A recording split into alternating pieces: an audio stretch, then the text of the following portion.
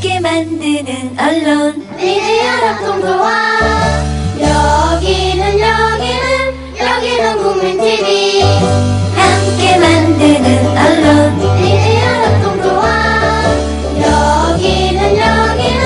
여기는 국민TV.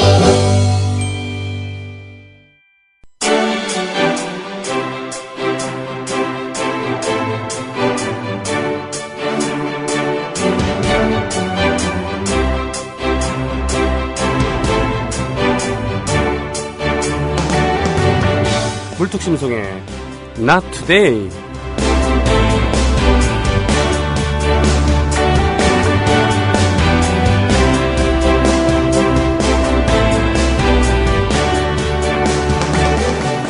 프랑스 왕 루이 16세 왕비 마리 앙뚜아네트, 오스트리아 황제 프란츠 1세와 여제 마리아 테레지아의 막내딸로서 프랑스와 오스트리아의 정략 결혼으로 1774년에 왕비가 되었죠. 당시 재정 궁핍을 고려하지 않고 베르사유 궁전에서 호사한 생활을 했고 빼어난 미모와 허영과 무분별한 사고방식 등으로 좋지 못한 평판을 남겼는데 그때 빼어난 미모는 왜 좋지 못한 평판을 남겼을까? 아무튼요. 정치에도 간섭하여 절대 왕정을 구하고자 개혁을 시도했던 휘르고를 추방하기도 하고 프랑스 혁명이 일어난 뒤 1789년 10월 파리 튠레리 궁에 갇혔으며 철저한 반혁명적 태도를 견지하고 마라보 등을 수족으로 하여 음모의 중심이 되었고 애인인 스웨덴 귀족 페르센과 짜고 왕족 일가의 도망을 기도했다가 실패하고 오빠인 오스트리아 황제 레오폴트 2세의 도움을 얻어 혁명을 타도하라 하였으나 실패하고 1792년 8월 10일 공기 이후 탕플탑에 투옥되었다가 남편 루이 16세와 함께 단두대의 이슬로 사라졌대요. 그러니까 베르사유의 장미, 만화도 많이 알게 됐는데 이건 많이 허구라는 거. 근데 그거 아십니까? 루이 16세와 왕비 마르 앙뚜아네트 이 투표로 사용시킬 건가 말 건가 결정했거든요. 361대 360 한 표 차이였다고 합니다. 대한민국 투어. 우리 국민TV 남덕수 조합원님께서 운영하시는 이 대한민국 투어. 이분이 그 20년 경력의 베테랑입니다. 이분의 어떤 경험을 여러분께서는 그냥 버스에 앉아가지고 다 빼먹는 거예요. 20년 동안 쌓아둔 그 빅데이터. 그렇죠. 버스가 이제 28인승 최고급 리무진 버스도 있고 45인승 좀 더 많은 분들이 타실 수 있는 이런 버스도 있으니까 고급진 여행도 바로 남덕수 조합원님과 함께라면 가능하다. 문의 전화는요 1599-2686번입니다. 1599-2686. 버스 여행하면 2686이 딱 생각이 나네요 벌써. 1599-2686번 아니면 네이버나 다음 같은 그 검색창에서 대한민국 투어 이렇게 검색하셔도 되고요. 그리고 웹사이트 대한민국 투어 한글로 쓰시면 됩니다. 대한민국 투어.kr 이렇게 검색하셔도 언제든 들어가실 수 있으니까 우리나라 국내 여행들도 많이 애용하시기 바라겠습니다. 대한민국 투어였습니다. 애국 시민 여러분, 해외 동포 여러분, 그리고 동네 주민 여러분 안녕하십니까? 바람에 안전하십니까? 대단한 바람입니다. 소형급 태풍이라고 하는데 바람이라는 건 원래 기압이 높은 곳에서 낮은 곳으로 흐르는 기류의 흐름이죠. 그러니까 기압차가 크면 클수록 센 바람이 몰려온다는 건데 여기 웰빙사이드는 다 6층에서 바라본 그런 하늘 잔뜩 찌푸려 있고요. 소리가 윙윙거립니다. 정말. 그래도 방송은 계속 해야 되겠죠. 물뚝심송님 오늘도 나와주셨습니다. 안녕하십니까? 안녕하십니까? 네, 아까 오프닝 멘트를 들으시면서 의아한 표정을 지으셨어요. 투표로 정말이에요. 한 표 차이로. 저도 그거 처음 알았습니다. 네. 그 투표로 결정했다는 얘기까지는 들었는데 그 결과가 한 표 차이였다는 것은 오늘 처음 알았네요. 그러니까 이 투표라는 것이 정말 얼마나 큰 의미를 지니고 있는 것인가. 참 기묘한 일이죠. 네, 사실은 케네디도 닉슨에게 겨우 이겼잖아요. 겨우 이기는 사례가 많죠. 그렇죠. 사실 히틀러도 처음에 자기가 총통이 될 때까지는 험난한 길을 걸었고, 그렇게 압도적인 승리를 처음에 거둔 것 같지는 않은 걸로 전 기억하고 있습니다만. 근데 웃기는 것은 한 표 차이로 이기거나 99%로서 이기거나 이긴 거거든요. 그렇죠. 결정이 되어버린다는 얘기죠. 옛날에 그 장명부 투수나 장호연 투수, 특히 장호연 투수 같은 경우는 뭐 1점을 주고서 지는 거나 지는 것보다 몇 점을 주더라도 이기는 것이 중요하다. 그렇죠. 이런 얘기를 하고 그랬었죠. 그게 참 뭐랄까 어떤 의사결정이라는 게 그 결정되기 전까지의 과정과 결정된 후의 상황과 이게 상당히 다른 그런 느낌이 좀 많이 듭니다. 그런 의미에서 지난주 예고해 주셨던 스윙보트. 예, 스윙보트죠. 보트. 예. 그러니까 이 타고 다니는 보트가 아니라 보트가 아니고 보트. VOTE. 예. 정말 재밌게 봤어요. 예. 총선이 끝나고 이미 시간이 한참 지났고 그 총선 결과에 대한 이야기는 이제 다른 방송들, 그러니까 투데이 방송들에서 해야 되는 거고. 네. 저희는 이제 나투데이니까. 예. 다른 걸 한번 찾아보도록 하겠습니다. 네. 지난 시간에 투표에 관한 이야기, 선거에 관한 그 영화를 선정하겠다고 얘기를 했었고. 네. 그러고 나서 생각을 해보니까 이 선거 관련 영화가 굉장히 많아요. 그것도 꽤 유명한 것도 많습니다. 전반적으로 굉장히 진지한 정치 드라마거나 이 스릴러인 경우가 많습니다. 네. 네. 뭐 그리고 이제 러브 스토리도 있고 그래요. 뭐 대통령으로 당선되는 사람이 뭐 사랑에 빠지고 이런 것도 많고. 근데 그 중에 또 제가 재미있는 영화를 하나 기억하는 게 그 1992년도 작품인데. 네. 원제는 더 디스팅기시드 젠틀먼입니다. 네. 근데 우리나라에 개봉한 이름은 JJ였어요. JJ? 네, JJ인데 그 에디 머피가 그 아주 시골에 그 지방에 있는 아주 그냥 그 별거 아닌 조무래기 사기꾼으로 나오는 거거든요. 네. 근데 사기꾼이 어느 날 아이디어를 딱 냅니다. 그 지역의 하원 의원이 갑자기 죽었는데 굉장히 오래 장기적으로 당선됐던 그런 사람이었어요. 그렇군요. 근데 그 사람이 별명, 약칭이 그 이름의 약자를 따서 JJ라고 불리웠단 말이죠. 네. 그 자기 이름을 JJ로 고치고 선거운동에 참여를 하는데 등록을 하고 얼굴을 안 보여주고 그 차에다가 마이크 달아가지고 계속 돌아다니면서 JJ를 위하여 한 표를 부탁합니다. 뭐 이러 그 JJ가 죽었다는 사실을 미처 모르는 유권자들이 JJ인 줄 알고 다 찍어준 거예요.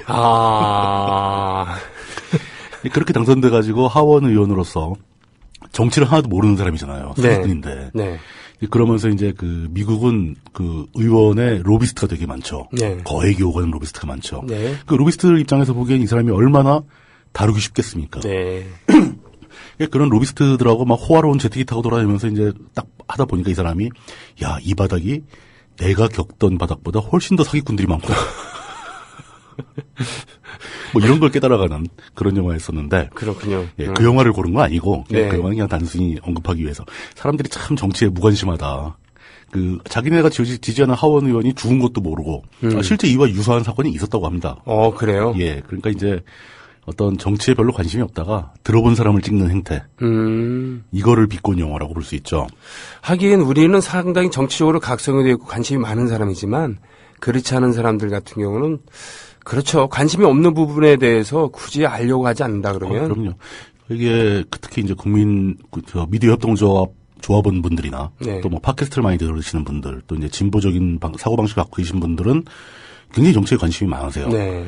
근데 아쉬운 것은 우리 사회에 그렇게 정치에 관심이 많은 분들이 얼마 없다는 거죠.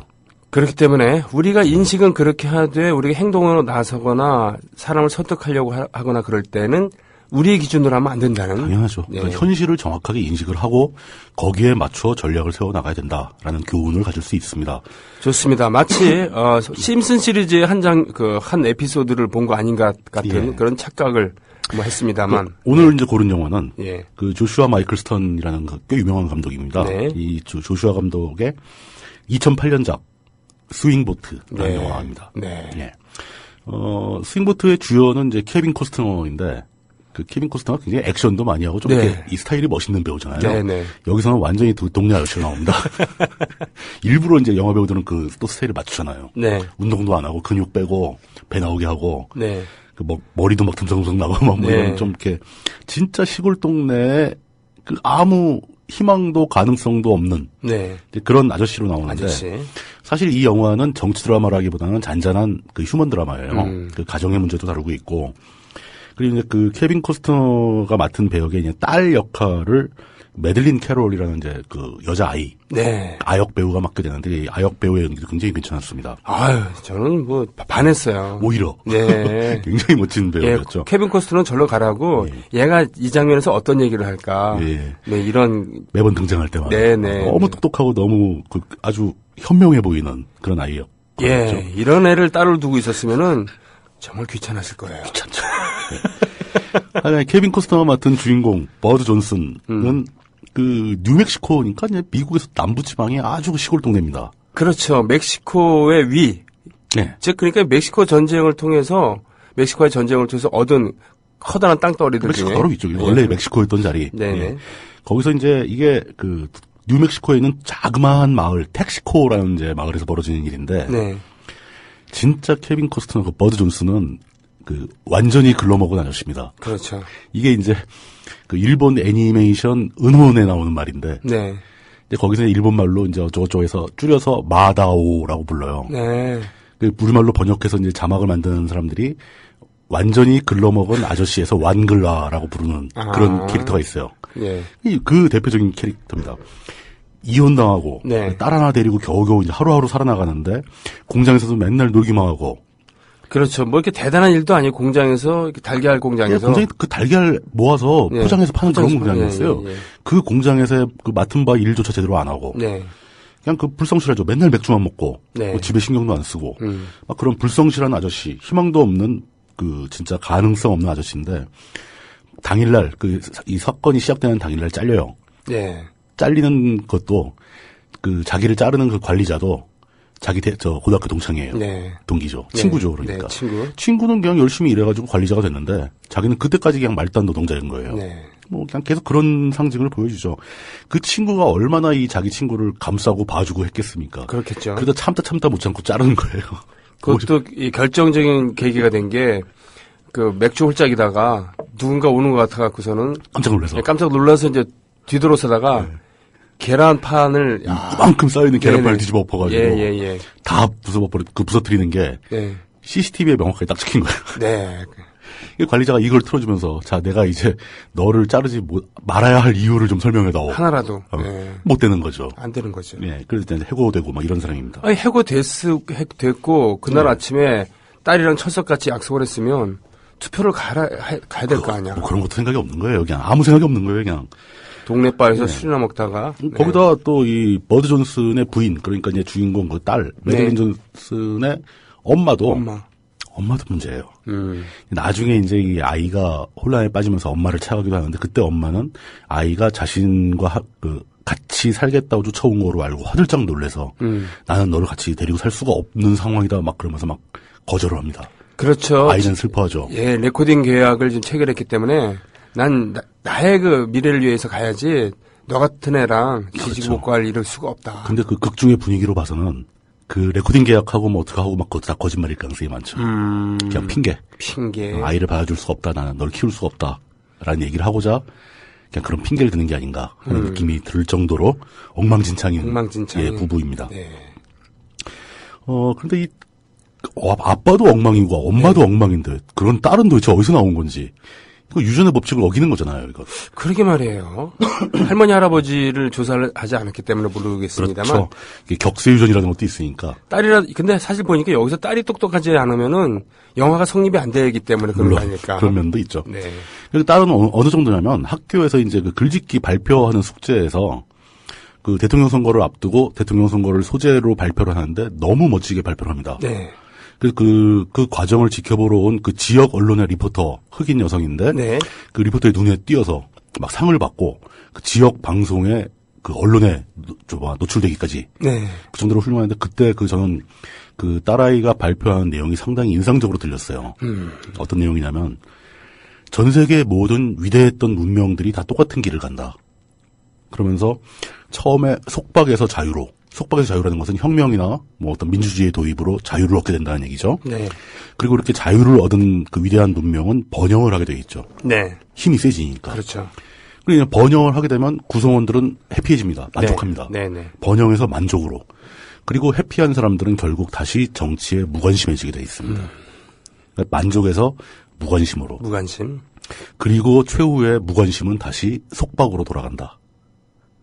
속박으로 돌아간다. 예, 속박에서 시작해서 다시 속박으로 돌아간다라는 거죠. 그렇군요. 예, 그럼 다시 또 이제 혁명이나 봉기를 통해 자유를 얻는 과정으로 다시 돌아가는데 실제로 이건 보면서 약간 이질감이 있었어요. 우리는 그런 사이클을 안 탔거든요. 그렇죠. 왜냐하면 우리는 거의 뭐 번영도 별로 못 타봤고 만족도 못 해봤으니까.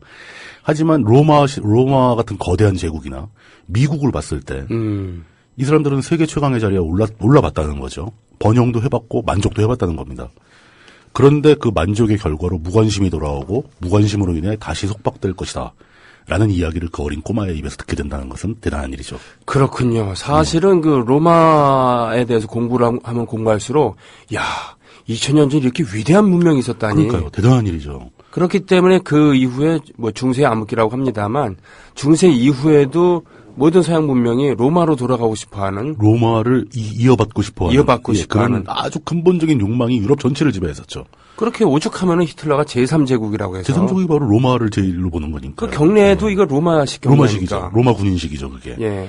예. 뭐 하여튼 그렇습니다만 그 이후에 문명들이 바로 그런 위대했던 문명은 그런 법칙을 따라서 이 따라에는 그러니까 미국의 문명도 지금 무관심 단계에 들어가서 조만간 우리가 속박되는 단계로 돌아가지 않겠느냐라는 걱정을 하는 거죠. 그러면서 그 순환 고리를 깨기 위해서라도 우리는 무관심하면 안 된다라는 이야기를 하는 겁니다. 그렇군요. 그러니까 이게 어떻게 보면 이때쯤까지만 해도 이 딸아이가 이야기하는 게 이 영화의 주제다. 주제다라는 생각도 했었어요. 근데 뭐 물론 과연 그게 주제인지 아닌지 좀 더 생각해 보기로 하고. 이제 그러면 그렇게 똑똑한 딸아이는 이 완전히 글러먹은 아빠한테 투표를 하자라고. 자기는 투표권이 없으니까 아빠는 투표를 해야 된다. 근데 아빠는 자꾸 딸아이 학교 태워다 주면서 그럼 내가 투표를 왜 해야 되는데 뭐 할 이유가 뭔데 투표한다고 세상이 바뀌냐 뭐 이런 식으로 얘기를 합니다. 딸아이는 거기서 투표는 사회적 계약이다. 라고 얘기를 하죠. 그랬더니 그 아빠는 도대체 너 그런 말 어디서 배웠냐? 누가 그런 말 하니? 그러면서 누가요? 그러니까 그 사람 가까이 하지 마라. 이런 대사가 많이 나옵니다. 미국의 공교육이 쓸모있는 데가 있는 부분이군요. 네. 하필이면 그 지역의 그 학교의 그 딸아이 선생님이 대단히 훌륭한 분이었던 거죠. 그렇게 가르치고 이제 그렇게 했는데 어쨌든 아빠는 귀찮아서라도 딸아이와 함께 투표하러 가겠다고 약속을 합니다. 보통 이런 캐릭터의 그 아버지가 해주는 건 없어도 딸은 끔찍하게 생각하죠. 사랑하죠. 여기서 또 이제 우리가 배울 수 있는 게 투표를 하기 위해서 미국은 먼저 자신이 투표권이 있음을 인증받기 위해서 신청을 해야 됩니다. 이게 좀 그 미국의 투표제도, 선거제도에 좀 이따 다시 말씀을 드리겠지만 그것조차도 아버지는 할 생각이 없어가지고 나는 그 신청 안 해도 투표권 없어. 그랬더니 딸이 아빠 대신 내가 먼저 해놨어. 뭐 이런 거죠. 할 말이 없으니까 투표하러 가겠다라고 약속을 했는데 바로 당일날 아빠는 해고를 당하게 되고 그 바에 가서 동네 사람들 모이는 바에 가서 정신없이 놉니다. 놀다가 친구들이 저 텔레비에 네 딸 나온다라고 딱 봤더니 딸이 나와서 미국 사회는 무관심에서 속박으로 가고 있다. 뭐 이런 연설을 하고 있는 거예요. 그걸 보고 이 사람은 이제 딸하고 약속했는데 화들짝 놀래서 뛰어나오다가 뭐 간판 오늘은 투표하는 날이라고 써있는 간판에 머리를 부딪히고 쓰러져서 술도 취했고 기절을 해버리죠. 그 약속을 못 지킵니다. 차에 어쨌든 기어와서 열쇠 구멍을 못 찾아갖고 헤매다가 차 문을 못 열어서 쓰러져 버리죠. 여기서 이제 진짜 사건이 시작된다는 거죠. 굉장히 그 재미있는 설정. 사실 영화 초반에 여기까지는 재미가 없어요. 좀 지겨운 맛이 좀 있습니다. 이 이후부터 이제 상황이 급변하기 시작합니다. 이게 이 상황을 이해하려면은 미국의 선거제도를 좀 이해를 하셔야 되는데 미국의 선거제도는 이제 워낙 그 복잡한 역사 속에서 개발됐고 주마다 다 틀리고 그 주 간의 합의를 통해서 발전한 그런 과정이 있어서 어떻게 보면 굉장히 개판입니다. 이건 이거 완전 콩가루다. 이건 용납이 안 되는 거 아니냐 싶을 정도로 망가진 부분도 있지만 그럼에도 불구하고 나름대로 어떤 일관성을 가지고 유지가 되는데 그 핵심엔 그런 게 있습니다. 미국의 국민이 되는 자격은 그 미국의 영주권이라고 뭐죠 그게? 국권이 아니고 시민권. 그냥 내가 미국인이다. 라는 게 어떻게 주어지는가? 미국은 철저하게 미국의 영토 내에서 태어난 모든 사람은 미국인입니다. 속지주의를 속지주의죠. 그래서 우리나라에서 원격 출산하고 원정 출산하고 그러지 않습니까? 맞아요. 그걸 이용해서. 그리고 미국은 또 미국의 문화를 볼 때 제가 항상 당황하는 것 중에 하나가 주민등록제도가 없다. 라는 거죠. 우리나라는 누구든지 우리나라에서 우리나라 사람을 부모로 두고 태어난 사람은 우리나라 사람이 됩니다. 그리고 부모의 의무 중에 아이가 태어나면 출생신고를 해야 돼요. 그래, 맞아요. 예. 근데 미국은 출생신고라는 개념 자체가 없습니다. 아, 그래요? 예. 단지 병원에 가서 아이를 낳게 되면 의사가 출생 증명서를 하나 써주죠. 이 아이가 여기서 태어났다. 네. 라는 거. 그 출생 증명서만 있으면 미국 국적을 갖게 되는 거예요. 네. 그렇군요. 예. 그런 식이니까 투표할 때 그게 참 문제가 됩니다. 그럼 과연 미국의 유권자는 몇 명이나 되는가? 알 수 없다는 거죠. 모르는 거예요, 미국에서도. 그러니까 이제 평소에 미국은 이제 그 대신에 뭐 사회보장번호 뭐 이런 걸로 이제 모든 걸 처리하고. 네. 미국 사회에서 경제활동을 하기 위해서는 사회보장번호가 필수적이죠. 보험 처리도 그렇고 세금 처리도 그렇고. 아, 이런 대용이 있군요. 예. 네. 그러나 만약에 그렇게 그 어떤 공적인 경제활동을 하지 않고 시골에서 뭐 농사 짓고 산속에서 사냥해서 사는 사람이 있다면은 그 사람은 미국인인가 아닌가? 미국인 맞습니다. 등록을 안 했어도. 네. 사회보장번호조차 없어도. 네. 물론 그런 사람은 극소수죠. 그렇게 된 사람들이 유권자인데 유권자들이 투표를 하기 위해서는 투표 전에 내가 미국에서 태어났고 미국인이고 그러니까 나도 이번 투표에 참가하겠다라는 신청서를 먼저 보내는 겁니다. 네. 그러면 이제 이쪽에서 검토를 해서 그게 맞다 싶으면 이제 그 투표권을 발급해 주는 거죠. 그럼 그 용지를 들고 투표소를 찾아가게 되면 네. 투표소에서 이 인증서 같은 걸 인증 서류를 하나 딱 주죠. 카드를. 네. 그 카드를 들고 기계 앞으로 갑니다. 네. 기계는 컴퓨터예요. 그래, 컴퓨터예요. 컴퓨터에 카드를 딱 꽂으면은 확인해서 투표권이 맞으면은 이제 후보자 명단이 화면에 쫙 뜨는 거죠. 그리고 그 중에 한 명을 터치로 택합니다. 그럼 투표가 완료되고 그 인증 카드 꽂았던 것 중에서 반 이상은 저쪽으로 잘려서 보관되고 나머지는 내가 가져가는 겁니다. 이 나머지 조각은 내가 투표를 했다는 증명서가 되는 거죠. 인지 번질까봐 두려워하지 않아도 되겠군요. 거기다 더 근본적인 차이가 있죠. 이렇게 전산으로 투표를 하게 되면 순간적으로 집계가 다 끝나죠. 아, 출구조사 이런 거 필요 없겠네. 필요 없는 거죠. 네. 투표가 완료되는 순간 스코어가 딱 나와버리죠. 이게 우리나라 선관위도 이런 시스템을 이미 다 개발해서 가지고 있는데 네. 우리나라에서 아직 도입이 안 되고 있는 이유, 개표를 그렇게 막 밤새도록 하는 이유는 신뢰의 문제거든요. 네. 그러니까 원래 과거에서는 야권이 선관위를 못 믿었고 요즘은 여야를 구분하지 않고 선관위를 못 믿고 있고. 그렇죠. 그 선거만 끝났다면 선관위 부정선거 논란이 굉장히 달아오르고. 네. 다행히 이번 선거는 야권이 크게 이겼기 때문에 그런 논란이 별로 안 퍼지고 있는데 이 문제 때문에 싫어하시는 분들 많을 거예요. 수개표 논란 때문에. 수개표 논란. 우리나라 선관위가 그렇게까지 허접하지는 않습니다. 그렇게까지 허접하고 네. 또 그렇게까지 치밀하지도 않아요. 아, 광범위한 조직적 범죄를 저지를 만한 조직이 못 돼요. 그렇죠. 예. 아니, 그 얘기는 그렇고. 이 절차에 따라서 투표를 하려고 이 딸은 기다리고 있는데. 네. 아빠는 술 취해 쓰러졌잖아요. 네. 그리고 이제 투표 마감 시간 점점 다가오고. 네. 밤중까지 투표를 하니까. 딸아이가 이렇게 들여다보니까 투표 감시 요원들, 그 관리 요원들이 졸고 있는 거예요, 다. 네. 그래서 결국 이 딸아이가 몰래 들어갑니다. 네. 살금살금 들어가서 네. 자기가 갖고 있던 서류를 주고 그 인증 카드를 딱 집어가지고 네. 기계에 가서 투표를 합니다. 해요. 네. 해서 화면에 후보자 이름까지 나오고 막 고르려고 하는 찰나에 청소부가 청소기를 밀고 가다가 실수로 해서 전원 코드가 빠져버립니다. 그래서 기계가 꺼져요. 그리고 딸은 깜짝 놀라죠. 깜짝 놀라고. 예. 그 청소하는 사람도 깜짝 놀라서 그냥 코드를 다시 꽂았습니다. 기계가 다시 살아나더니 에러가 났어요. 딸아이는 놀래서 찢어서 나머지 인증카드의 뒷부분을 찢어서 가져가게 된 걸 찢어서 들고 도망가버리죠. 예.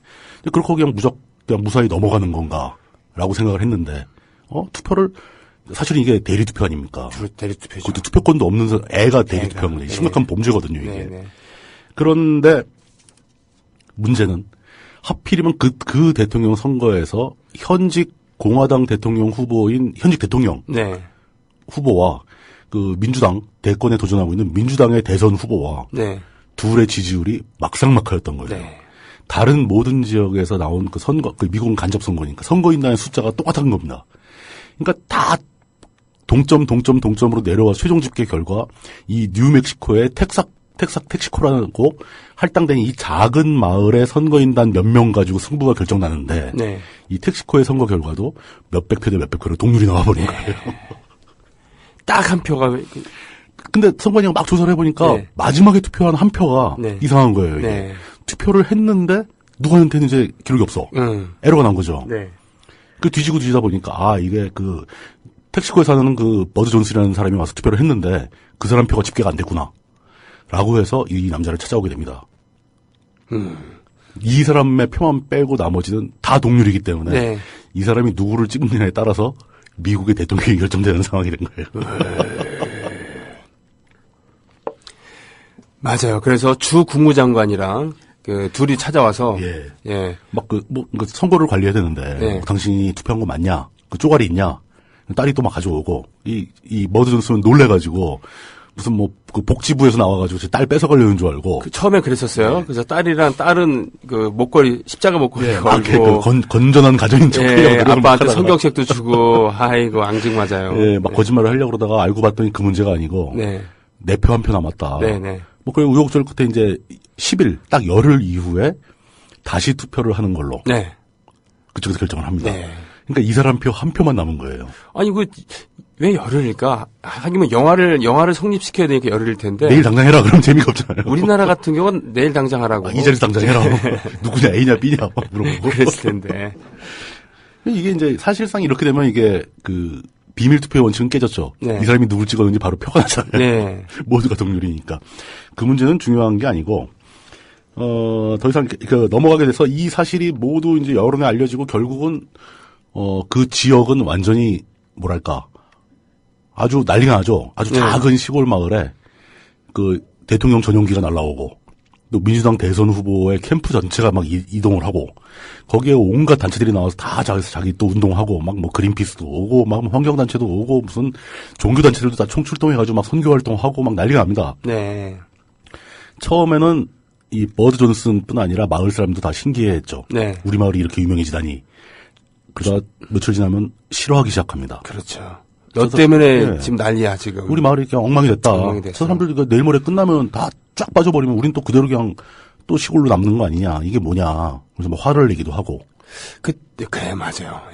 친구들도 처음엔 좋아하다가. 처음엔 막 같이 즐거워하죠. 유명해지니까. 전국 막 네트워크에 막 TV에 나오고 막 그러니까. 심지어 이 버드 존슨과의 인터뷰를 하기 위해서 버드 존슨의 집에 피자를 배달한 배달부하고도 인터뷰를 하고. 그렇죠. 메이저 방송국이. 저 어때 보였어요? 배가 고파 보였어요. 아니, 그럼 피자 배달부 모르면 무슨 얘기를 해. 한다고. 그리고 뭐 버드 존슨의 고등학교 동창들 인터뷰하고. 막 욕하고 막 인터뷰해서. 막 이런 장면들이 막 연출됩니다. 근데 이제 더 중요한 것은 양쪽 진영의 대선 후보 캠프가 이 단 한 사람의 환심을 사서 그 유권자가 자기에게 투표하도록 만들기 위해서 모든 수를 다 쓰기 시작했다는 겁니다. 이게 정말 코미디예요, 그야말로. 진짜 막 극단적인 코미디죠. 그러면서 이제 공화당과 민주당의 후보로서의 정치적 정체성을 잃어버리는 상황까지 갑니다. 그러니까 무심결에 인터뷰하면서 한 말이라든가 또는 어디 파티에서 슬쩍 흘린 얘기라든가 술 먹으면서 넋두리했던 이야기들이 바로 즉시 실시간대로 보고되면서 각 대선 캠프에서 공약화가 되는 선거 거죠. 공약화가 되는 거죠. 근데 그 공약이 문제는 기존의 캠프에서 가지고 있던 정책과 정반대예요. 그러니까 어떤 식이냐면 이 버드 존슨이 할 일 없을 때 나가서 낚시하는 강이 있는데 그 강을 전면적으로 개발하는 계획을 공화당에서 갖고 있었고. 근데 그걸 먼저 민주당에서 이 버드 존슨한테 얘기를 합니다. 민주당 대선 후보는 역할이 데니스 호퍼였어요. 데니스 호퍼, 유명한 사람이죠. 몇 년 전에 돌아가셨죠. 제가 굉장히 좋아하는 이지라이더의 그 날카로운 재기. 굉장한 분이었죠. 그 데니스 호퍼가 슬그머니 그 얘기를 하는 겁니다. 당신 그 낚시 좋아한다고 그 강에서 그걸 하고 있는데 공화당 지금 현직 대통령이 그 강 전면적으로 다 개발할 거다. 그럼 거기 물고기 다 죽는다. 그럴 리가 있느냐. 그랬더니, 진짜 그렇게 했다니까. 왜 대기업들이 돈 줬거든. 이렇게 얘기를 합니다. 이 정보가 웨이터를 통해서 공화당 후보한테 들어갑니다. 그러니까 공화당 후보가 다음날 연설하면서, 저는 이 자리에서 이 강을 국립자연보호구역으로 지정하더라. 그래서 그 연설을 들으면서 반대를 하던 예를 들면 녹색당 환경단체가 이 공화당 후보니까 막 야유하고 막 그러다가 갑자기 선포를 딱 하니까 막 환호를 하고 그리고 상대편 그 야유하던 그러니까 환호하던 그 공화당 지지자들은 야유를 하고 순간적으로 막 정체성이 뒤바뀌는 상황이죠. 공화당만 그런 게 아니고 민주당까지 그런 짓을 합니다. 이 사람이 그냥 무심코 그 뜻도 모르고 그러니까 나는 멕시코 노동자들이 많이 들어서 내가 직장에서 잘린 것 같다. 그랬더니 민주당 후보가 나와서 그러니까 그 공약을 심지어 백악관이 아니고 그러니까 화이트하우스가 아니고 무지개 레인보우 하우스로 바꾸겠다. 모든 인종과 소수자를 다 포용하는 정책을 펴겠다라고 주장하던 민주당의 후보가 멕시코 이민들이 들어와서 일자리를 뺏는 걸 강력하게 통제하겠다. 근데 부인은 화가 나가지고. 왜냐면 부인은 예를 들면 그 와스프가 아니거든요. 그렇죠. 네. 예. 뭐 그런 식으로 자신들의 정체성을 잃어버리고 이 한 표를 얻기 위한 온갖 작전을 다 펴게 됩니다. 그러면서 민주당 대통령 후보는 보좌관에게 야, 이거 원래 우리가 하는 게 아니잖아. 원래 우리가 누군지를 잃어버리는 것 같다라고 불평을 하니까 그 참모가 얘기를 하죠. 이기는 게 가장 중요하다. 네. 난 지금 이 자리에서 또 질 수 없다라는 거 보니까 이 참모는 전에도 졌던 사람인 거예요. 아, 그랬군요. 예. 그리고 공화당의 참모는 항상 이겨왔던 사람이라서 나는 이제 내 기록에 먹칠할 수 없다. 질 수 없다. 그 케빈 코스트너가 그 멕시코에 대해서 노동자에 대해서 얘기 들었거든. 자기가 한 얘기도 아니고. 자기 얘기도 아니에요. 영화 초반부에 계란을 포장하다가 옆에서 불평불만이 많은 동료가 했던 얘기예요. 그러니까 흘린 얘기입니다. 그게 뭔 얘기인데 근거가 불확실한 아주 그런 겁니다. 이게 그런 거죠. 당선되기 위해서 자기 마음에도 없는 주장을 막 하는 헛된 공약을 남발하는 정치인들에 대한 통렬한 풍자일 수 있죠. 통렬한 풍자. 그 한 표를 얻기 위해서 아예 그냥 그 마을까지 시골 마을까지 쫓아와서 막 연단을 차려놓고 사람들 불러 모아서 연설을 막 하고. 심지어는 이 사람이 카레이싱을 좋아한다는 걸 알고 카레이스의 유명한 전설인 이 사람을 나타나서 차를 몰고서 데리고 가요. 누구한테? 저 차 한번 몰아보지 않겠어. 만난 것만으로 좋아서 어쩔 줄 모르는 이 버드 존슨한테. 대통령한테 데려가요. 당신이 차 몰아보라. 그러면서 차를 몰고 나왔더니 대통령 전용기로 들어가서 대통령하고 만나게 해준다거나. 또는 자신이 좋아하는 윌리엄 넬슨. 윌리엄 넬슨은 사실은 미국인들이 좋아하는 음악가. 컨트리 가수니까. 컨트리 가수죠. 아주 유명한. 또 그 카피 밴드를 했었던 그런 경력. 요거를 파악해서 윌리엄 넬슨이 TV에 나와서 야, 너 시간 되면 이따 저녁에 와라. 나랑 저녁에 약속 좀 하자. 그리고 파티에 초대를 하는 거죠. 딱 가봤더니 민주당 대선 후보가 기다리고 그렇죠. 있어요. 예. 그러니까 진짜 어떤 시골에 사는 진짜 완전히 글러먹은 아저씨 입장에서 평생에 다시 겪기 힘든 엄청난 호사를 누리게 되는 거죠. 네. 그러나 그게 일장춘몽인 거죠. 그렇죠. 며칠 만에 끝나는 거고 다 원하는 게 있어 그렇게 하는 것뿐이고. 네. 그러면서 슬슬 이제 상황은 비극으로 가죠. 네, 좀 심각하게 점점 깨닫기 시작합니다. 이게 다 헛된 것들이다. 라는 걸 깨닫기 시작하고 그 와중에 딸아이는 전국에서 이 버드 존슨 앞으로 어마어마한 양의 편지가 쏘아집니다. 네. 이 사람에게 미국의 미래, 미국의 대통령을 선발할 권리가 주어졌다는 걸 아는 순간 고통받는 수많은 사람들이 이 사람에게 부탁의 편지를 보내는 거죠. 제발 후보들한테 이런 걸 요청해달라. 되는 한도 내에서 딸이 대신 딸이 그 편지들을 하나하나 다 분류를 해가지고 이건 인권에 관한 문제, 이건 약자 보호에 관한 문제, 이건 건강보험에 관한 문제 분류해서 그걸 답장을 해주기 위해서 노력을 하지만 딸아이의 능력도 한계가 있는 거죠. 네. 아빠는 그것도 모르고 계속 놀러 다니다가 흥청망청. 거의 막판에 이걸 발견을 합니다. 딸아이가 이걸 하고 있었다는 걸. 그러니까 그렇게 되죠. 그러니까 그날도 동네바를 딱 갔더니 자기를 바라보는 동네 사람들의 시선이 예전 같지 않다는 걸 확인하고. 그렇죠. 마침 TV에서는 버드 존슨 당신 머저리야라는 정치평론가들은 욕할 수 있죠. 저런 바보 같은 머저리 한 명한테 미국의 미래가 달려있는 게 이게 얼마나 꼴사나운 일이냐. 근데 거기에 제가 감명 깊었던 장면은 그것을 보면서 마을 사람들이 더 이상 웃지 않는 거예요. 딱 한 사람만 하하고 그러다가 혼자 멋쩍어서 조용해지는. 즉 자신들한테 한 얘기거든요. 이거는. 그러니까요. 이거는 이제 그 유권자들에 대한 비판식도 살아있는 영화고요. 그렇죠. 그렇게 점점 얘기가 진행되면서 진지해집니다. 그러다가 마지막 순간에 결국은 미모의 흑인 리포터가 의견들이 모여서 그 미모의 흑인 리포터도 굉장히 중요한 역할을 하죠. 네. 의견들이 다 모여서 내가 의사결정을 하기 위해서 최후의 토론회를 하자. 내가 질문을 준비할 테니까 당신들 대선 후보 둘이 답을 준비해봐라. 이렇게 대선 후보 토론회를 준비하게 됩니다. 그리고 그 토론회에 드디어 생애 처음으로 이 완전히 글러먹은 아저씨가 진지한 자세로 준비에 돌입을 하죠. 멋있는 얘기를 해요. 계속 밤새가 막 준비하면서 그 편지들 내용을 다 읽어보고 막 다 코치를 받고 그러다가 아침에 행사날 딱 나가서 연설을 시작합니다. 저는 이 연설 내용이 참 좋다고 보는데 그 연설의 첫머리가 자신에 대한 반성이 시작된다는 거에 대해서 진짜 내 앞에 서 있는 저 두 분은 굉장히 훌륭한 분인데 반해서 자기는 인생을 너무 마음대로 살아와서 한때 나도 좋은 시절이 있었고 가능성이 있었던 시절이 있지만 이제 나는 더 이상 아무런 가능성 없는 너무 마음대로 살아온 그런 루저에 불과하다. 네. 미국에 가장 큰 적이 있다면 바로 나다. 내가 바로 미국의 적이다. 네. 라고 이야기를 하면서 자기 딸아이한테 내가 부끄럽다라고 참여를 합니다. 네. 그러면서 이 두 후보한테 질문을 시작하죠. 네. 여기서 이제 영화의 막바지로 들어가는 건데, 요거는 남겨두겠습니다. 예, 맞아요. 청취자분들이 마지막에 보셔야 됩니다. 네. 근데 시작을 할 때, 토론을 시작하는 장면, 여기서 페이드 아웃 되고, 그 다음에 이제 투표하는 장면으로 끝납니다만, 그때 페이드 아웃 직전에, 자, 일단은, 우리에게 이렇게 하여튼 고맙습니다. 그러고 대통령이 먼저 제가 먼저 얘기해도 될까요? 그랬더니 상대편인 민주당 후보가 그럼요. 대통령이 먼저 하세요. 그렇죠. 그래서 아주 신사적으로 시작하는 그런 제대로 된 토론이 시작되는 진짜 토론이. 네네네. 예, 그런 분위기가 암시되고요. 참 인상적이었고요. 네. 그 영화의 결말은 어떻게 되는지는 직접 보시는 게 더 좋을 것 같고요. 네. 예. 저는 이제 이 영화를 보면서 어떤 걸 제가 느꼈는가. 네. 그러니까 제가 이제 영화 평론 같은 걸 볼 때마다 항상 좀, 이건 평론이 과연 이래야 되는 걸까라고 생각했던 부분이 어떤 영화든지 그 영화를 보고 느끼는 것은 관객의 권리입니다. 네. 이 영화는 이런 영화다. 뭐 이런 걸 설명하는 것까지는 좋아요. 그러니까 감독의 의도는 대략 이럴 것이다라고 설명하는 것도 좋고, 하지만 이 영화의 주제는 이거다라고 결론 내리는 건 틀린다는 겁니다. 네. 저 또한 이 영화를 보면서 몇 가지를 느꼈어요. 이렇게 볼 수도 있고 저렇게 볼 수도 있고 요렇게 볼 수도 있다. 그렇죠. 그러니까 제가 여러분께 드리고 싶은 얘기는 단지 여러분들도 이 영화를 보고 다 다른 걸 느낄 수 있지만 저는 이런 걸 느꼈습니다. 라고 제 생각을 말씀드리는 것 뿐이죠. 네. 이게 정답이라는 뜻은 절대 아닙니다. 첫 번째, 한 표의 소중함을 얘기하고 있다. 이건 누가 봐도 이렇게 보입니다. 네.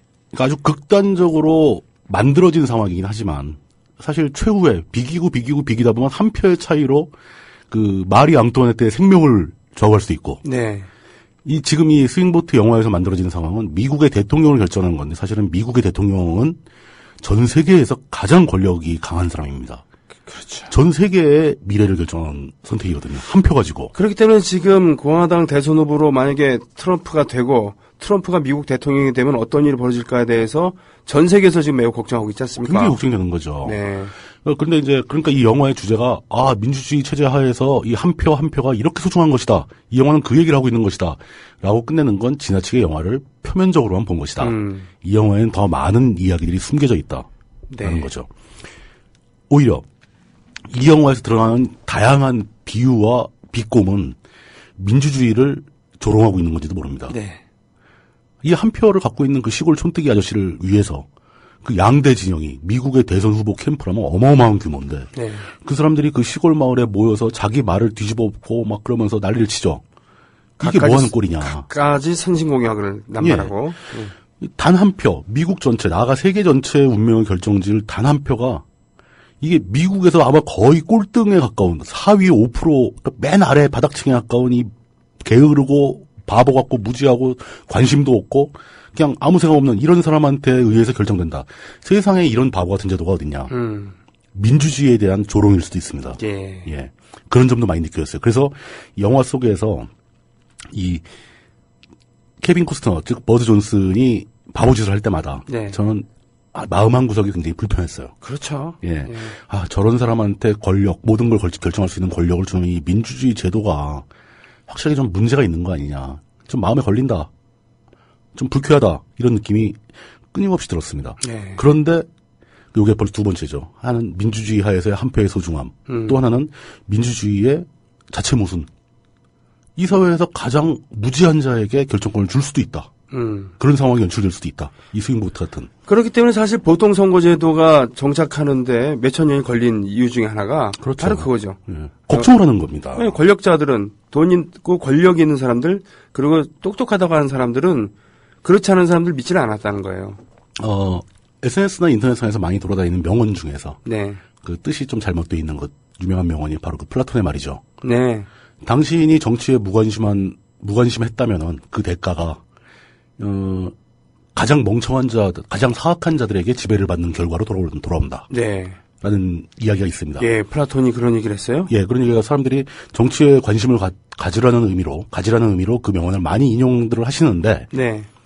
실제로 플라톤이 그런 얘기 했을 당시에는 민주주의는 공화정은 공화정인데 귀족 공화정이었어요. 그렇죠. 네. 투표권은 귀족한테만 있는 겁니다. 플라톤의 그 얘기는 다른 귀족들한테 니들이 맨날 먹고 놀고 하면서 정치에 무관심하게 되면은 너희들은 평민에 의해 지배를 받게 될 것이다. 그 얘기예요? 그 얘기를 한 겁니다. 플라톤은. 이야. 아이러니죠. 세상에. 하긴 플라톤은 철학자가 세상을 지배해야 된다, 정치해야 그렇죠. 된다고 믿은 사람이니까. 제대로 교육받고 훌륭한 집안에서 제대로 키워진 그 철학자들이 국가를 지배해야 된다라고 주장한 사람이고. 엘리트주의를 갖고 있었군요. 다른 귀족들한테 너희들 맨날 술 먹고 막 여자들하고 놀고 이러다 보면은 평민들이 너희를 지배하게 될 것이다. 라고 걱정을 한 말이에요. 그게. 그랬군요. 그런 말을 이렇게 우리가 현대에서 정반대의 뜻으로 인용을 하고 있으면 좀 난감한 일이죠. 네. 뭐 그런 생각들이 많이 들었는데 그러다가 마지막 순간에 이 버드 존슨이 스스로의 나태와 무지를 참여하는 과정에서 네. 딸아이 앞에 사과하고 네. 자신을 미국의 적으로 막까지 규명하는 그 광경을 보면서 또 다른 생각이 들었습니다. 과연 저렇게 무지하고 게으른 사람들에겐 권력을 주면 안 되는 것인가? 그 사람들은 권력을 가질 자격이 없는 건가? 그러니까 그 사람들에게 권력을 주는 게 민주주의의 문제점이라고 얘기하려면 네. 그 사람들한테 권력을 주지 말자는 얘기잖아요. 네.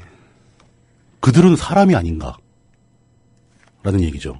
아. 저도 게으릅니다. 저도 게으르고 수시로 놀고 약속 못 지키는 경우도 많고 하겠다고 마음먹은 일을 못하는 경우 되게 많습니다. 그리고 저도 굉장히 무지합니다. 무지하다는 게 상대적이잖아요. 공부를 하다 보면은 한 개를 알면 내가 10개를 모른다는 사실을 알게 되거든요. 네. 항상 저 자신이 무지한 것에서 답답하고 속이 터집니다. 그런데 그게 뭐 어떠냐는 거죠. 누구나 그렇다는 겁니다. 살다 보면 다 그렇게 됩니다. 어떻게 보면 이것이 이 세상에서 가장 무지한 자에게 최후의 결정권을 맡기는 것이 민주주의의 단점이 아니라 네. 민주주의의 가장 멋진 점이 아니겠느냐. 가장 게으르고 가장 무지한 자들에게 똑같은 권리를 준다는 것.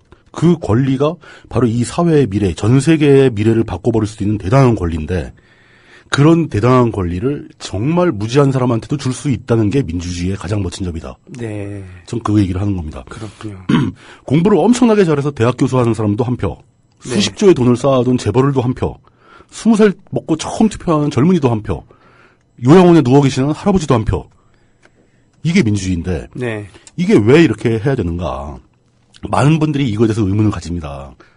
그러니까 뭐 그런 거죠. 뭐 나라를 팔아먹어도 난 새누리만 찍겠다라고 얘기하는 시장 상인이나 아니면 저 경북 어딘가에 계시는 할머님이라든가 이런 분들이 투표권을 가진 것에 대해서 답답해합니다. 그래서 안 된다는 거죠. 그분들의 한 표도 동등한 한 표입니다. 이게 민주주의 철학의 가장 기본이거든요. 그 기본이 바로 어디에 있는 거냐면 한 사람, 한 생명, 그 생명을 가진 사람 한 명의 가치가 무한하다는 거죠. 네. 이건 측정 불가능한 양이라는 거죠.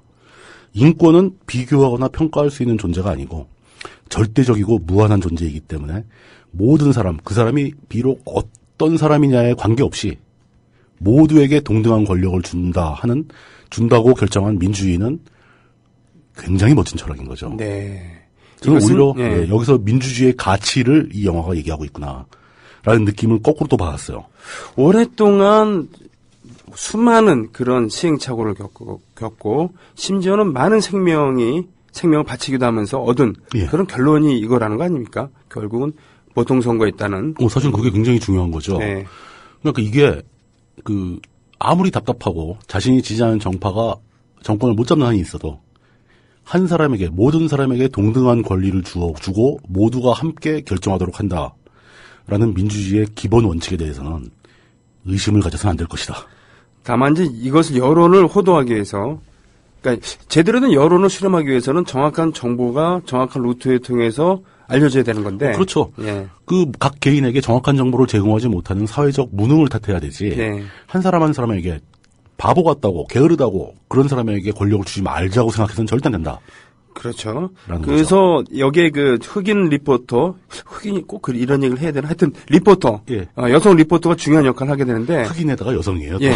이 리포터가 거대 저널리즘에 맞서서 그 소신을 지키려고 하는 캐릭터로 나오지만 막판에는 소녀를 실망을 시켜요.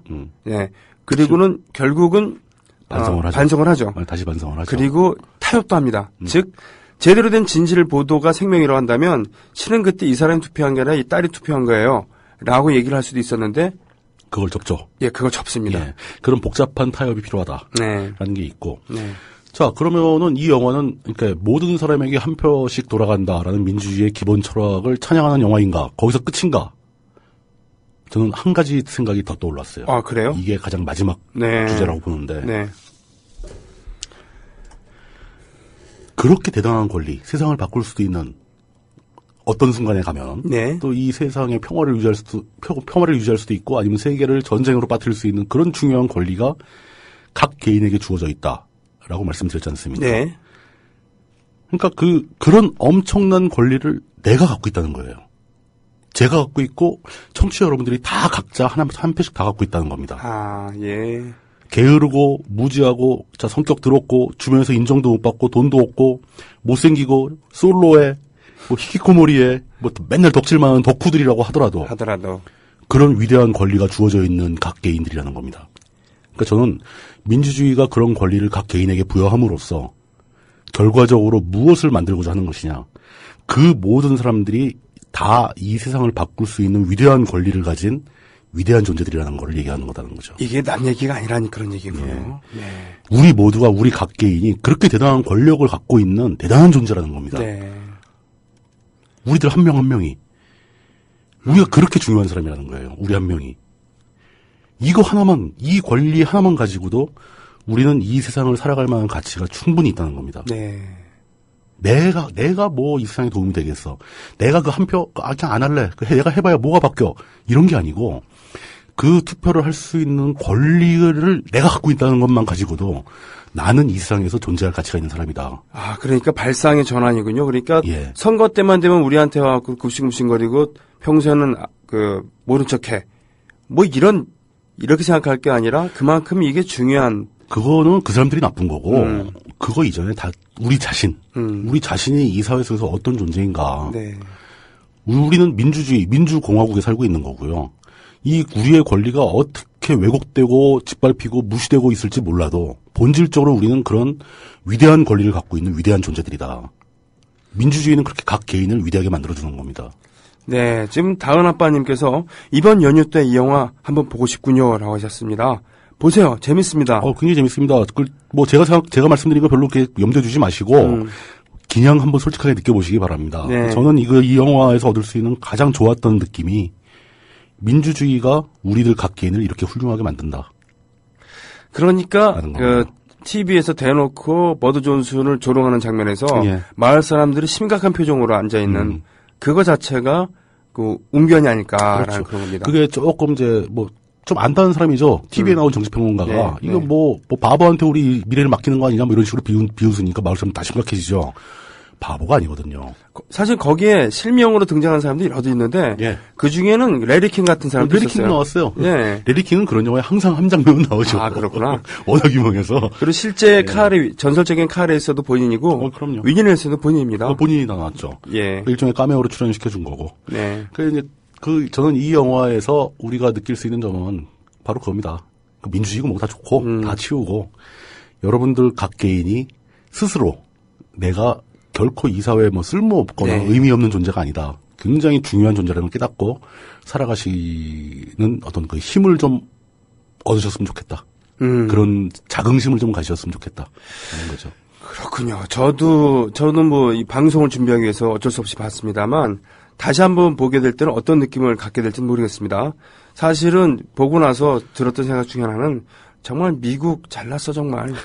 자기들 잘났다는 얘기인데. 네, 뭐 거기도 보면은 어쩔 수 없는 미국 영화에 나오는 단골 소재, 애국심. 자기네 자부심. 네. 그러니까 우리도 그런 자부심 좀 갖자는 거죠. 뭐 미국만 잘난 거 아니니까. 케빈 코스트너 여기서 나오는 쉽게 얘기하면 잉여인간 비슷한 완전히 느낌. 잉여죠. 진짜 가능성 하나도 없어요. 그래도 본질적으로 마음속에 애국심을 갖고 있었다라는 것을 과시하는. 그 국가에 어떤 자기가 기여를 하지 못한 것 때문에 자신을 유나이티드 스테이츠 오브 아메리카의 적이다. 라고까지 생각할 정도니까. 좀 이제 그런 거 약간 거슬리는 부분이 있지만 저는 그 핵심에서 어떤 민주주의의 가치와 나 자신에 대한 자부심, 자긍심을 느낄 수 있었다. 뭐 이런 말씀을 드리고 싶고요. 마지막으로 그런 부탁은 드려야죠. 아무리 그렇게 자긍심이 있고 민주주의가 나한테 대단한 권리를 부여했어도 조금 덜 게을러질 수 있고 조금 덜 무지해질 수 있도록 노력하는 건 필요하죠. 아, 좋습니다. 엘비스 333님, 소소님, 다은 아빠님 이런 분들이 지금 방송 게시판을 통해서 참여해 주셨고요. 조용히 듣고 계셨던 지금 청취자 여러분께도 감사드립니다. 마지막으로 준비한 곡이 있어요. 노래를 준비하셨나요, 또, 그 사이에? 그럼요. 그 실명으로 등장한 윌리 넬슨. 그분의 최대 히트곡. 그 영화에서도 나온 그 노래. 예. You're always on my mind. 네. 그 진짜 완전히 시골의 술창을 씨가 부르는 것처럼 부르더라고요. 예. 그게 이분의 정체성은 이분의 지지 기반은 바로 그겁니다. 이분이 환갑잔치 라이브를 본 적이 있었는데 거기 손님 중에 데니스 호퍼도 나왔어요. 예, 나왔는데 이분이 미국의 농민들을 위해서 얼마나 애정을 갖고 있는지를 보여주는 장면도 있었고. 그러니까 이분의 정치 성향은 그러게요. 미국의 농민 이래버리면 미국의 시골. 예. 어떤지 모르겠어요. 예, 여기선 민주당 후보를 지지하는 역할로 나옵니다만 이분의 You're Always on My Mind. 그리고 시간이 좀 남기 때문에 오늘 바람 많이 붑니다. 김범용의 바람. 선거는 이 노래는 진짜 오랜만이네요. 선거는 바람일까요? 바람일까요? 잘 모르겠습니다. 예. 오늘도 유익한 시간, 재밌는 시간 보냈습니다. 물뚝심송이 고맙습니다. 다음 주에 뵐게요. 감사합니다. 네.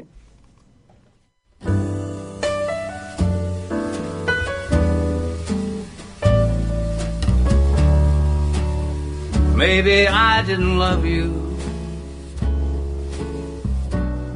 quite as often as I could have.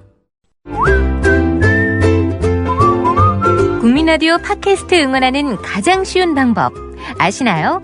다운로드하기, 별점 주기, 댓글 달기, 구독하기. 국민 라디오 팟캐스트 널리 알리는 가장 쉬운 방법.